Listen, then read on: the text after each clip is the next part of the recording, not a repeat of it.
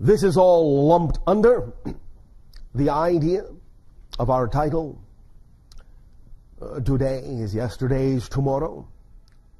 That meaning that all time is one, it is all here and now. And what we will speak about that regards the concept you call the future is, nevertheless, I remind you, actually existing in the present, and that there is no such thing as a prediction of the future. Once again, we say there is only the sensing of the energy that exists at the present time the prediction is made. That is what is being sensed, is the present energy.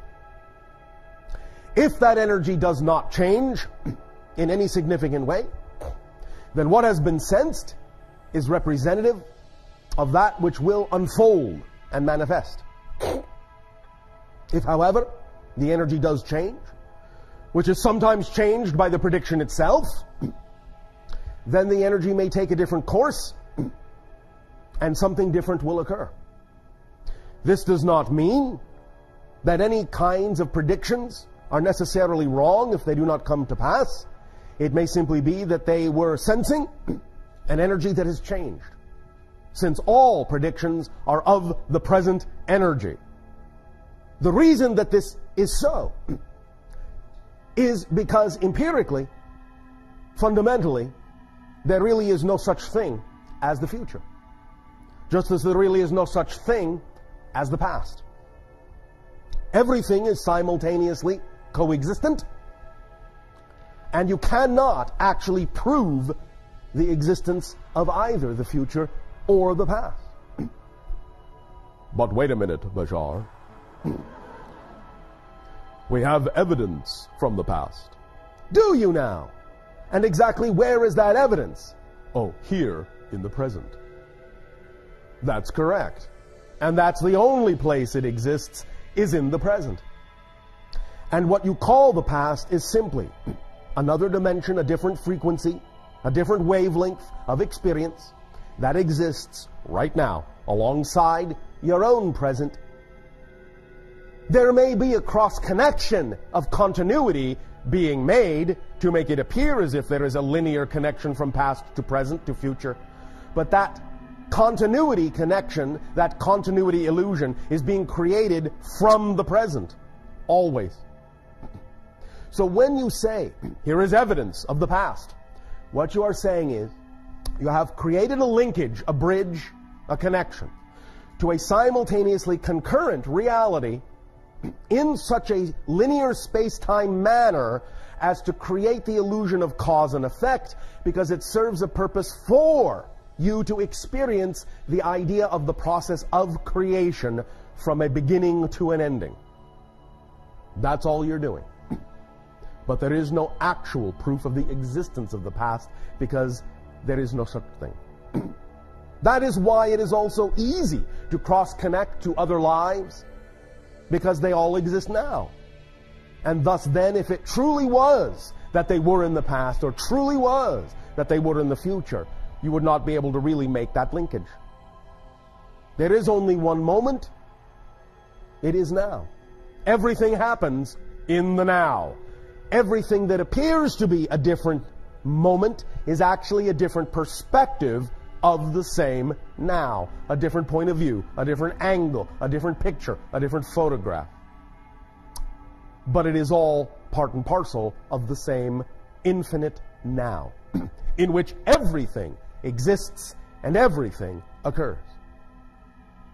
So, in terms of what we are about to say about things that may unfold, again, remember, we are reading the energy as it exists now.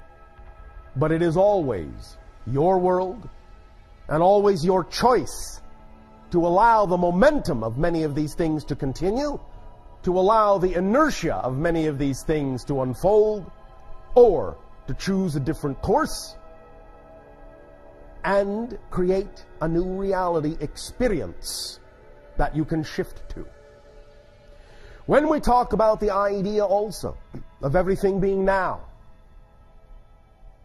The idea, again, is to remember, or we would like to reinforce the notion that you keep in mind that all changes are total changes in the sense that you shift from one reality to another. You shift, in a sense, your point of view, because you already exist in all the realities that you're ever going to exist in. So it's not even a matter of actually changing from one reality to another. It's an issue more of closing your eyes, closing your focus in one reality, and opening them in another in which you already exist, or at least a version of you does. The idea of changing is never that you will change anyone else, never that you will change the world, not even in a sense that you'll actually change yourself. It is simply that you shift to a reality whose vibration is already reflective of the reality vibration you now prefer, and start looking with your consciousness through the eyes of the version of you that already exists in a reality reflective of what that version of you represents. So you have never changed anyone, never changed the world. The world that you used to look through the eyes of still exists, always will, and will always experience itself as it is. But you can experience a new earth, a new reality, depending upon your vibration. And that's why we say, all you have to do to change the world is change yourself. Because you will never actually change the world. You will only change from one perspective to another. But that will appear and feel and be experienced as a new world. And all the individuals who have representations in that world, you will experience. Individuals who do not have representations in that world, you will not experience. It is as simple as that. For a while, you may continue to experience the idea of people who have representational vibrations that are not necessarily fully aligned with the world that you prefer. But that's also because you are not fully aligned yet with the world that you prefer. And so there will be, as you say, a potpourri, a mixed bag for a while, and you will still for a while be capable of experiencing people who do not necessarily vibrate in accord with you. But that's still for the purpose of giving you the option to reflect off of them what you are by seeing what you are not. For many of you still understand what you are in that way. But the more and more you understand who you are for its own sake, without necessarily needing to see a counter offer of what you are not, more and more of you who do not need that will no longer see that. You will simply find yourself one day interacting pretty much only with the individuals who are similar in nature, similar in vibration. And you may scratch your heads and wonder where all the other people went. But they will still be on the world that you no longer look through. And they will still be living their lives as they wish to, as they have chosen to. And it's as simple as that. And neither, in terms of validity, is more important or better or right or wrong than the other. They are all part and parcel of the infinite choices within all that is. Allow them to all be valid. Allow all to make the choices that they need to make. And by doing so, it will be that much easier for you to allow yourself to experience the reality that you prefer. Allow yourself to sit in an empty room, and besides the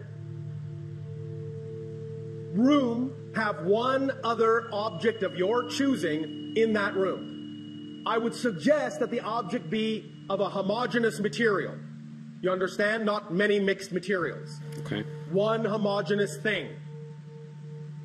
As you sit in the absolutely empty room with that homogeneous thing, allow yourself to view it in relatively low light, whatever color seems peaceful to you. Have the light behind you so you can't see it, but have it be bright enough just to see the thing. And as you look at that thing, remember what we said about the prime radiant. Do you? No. All right. Sorry. Imagine this first. what your scientists call a subatomic particle. This is just a euphemism, but it will do for this exercise, all right? A subatomic particle. Can you imagine that? Sort of. Sort of. All right, doesn't matter. It's not a precise thing, because as I said, it's only a euphemism, it's only a symbol. Whichever way you choose to depict it will work, all right? Okay. All right, so do you have the picture of that subatomic particle? Yeah. All right, now, imagine that this subatomic particle has no restrictions, no limitations. It can actually move at infinite speed if it wants to. Can you imagine that? Yeah. If something can move at infinite speed, that means it can be everywhere at once, correct? Right. Yes? Yes. That means it could appear to be more than one particle, couldn't it? Yes. All right. But you know it's the same particle, yes? Yes. All right. That is actually how reality is structured. All of the subatomic particles in you are the same subatomic particle, and they're the same subatomic particle in every single person in the room, and on the planet, and in the universe. The same one particle. Not the same one kind. The literally same one particle makes up everything by being so infinitely fast that it can actually appear to be another particle and another particle and another particle next to itself at the same time. So the trillions upon trillions upon trillions, apparently, of particles are actually the same particle appearing next to itself over and over and over and over again in a geometric relationship not unlike what you are seeing in the holotope diagram. Traces that path on a multitude of dimensions beyond what's represented here, but nevertheless, that's a good slice or shadow of the idea of a higher dimensional form that represents the geometric path that particle is tracing at infinite speed. And every time it crosses itself, every time it crosses its path, it creates the idea of another particle. Now, having said that, the idea is that when you sit in that empty room, aside from that one other object, if you can begin to imagine the particle going back and forth between you and that object, creating all of the particles in your body and all of the particles in that object, and begin to really start to understand and truly comprehend, truly viscerally begin to feel that it actually is the same particle, that you are that object, that that object is you.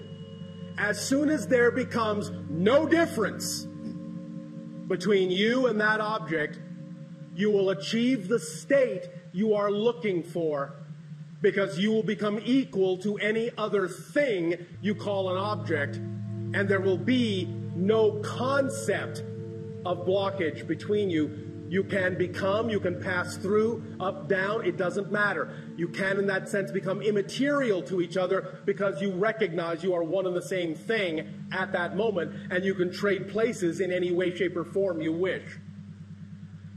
How's that as an exercise? That could work. Yes, it could. So play with that and see what happens, all right? Yeah, I was wondering, is it possible to, instead of do it that way, is it possible to contact a higher consciousness? Yes, of course. Okay. Remember, what we have initially said also is that the whole point here is to contact your own higher consciousness as well, because if it's not part of the equation, you actually won't be able to contact another higher consciousness. We wish to tell you all a little secret that we have recently begun to reveal to many of you. You're talking to your higher self right now. But you are allowing us to color it for you with our consciousness to allow you to give yourselves permission to talk to your higher consciousness. You're using us as a simulacrum to give yourself permission to talk to your own higher minds.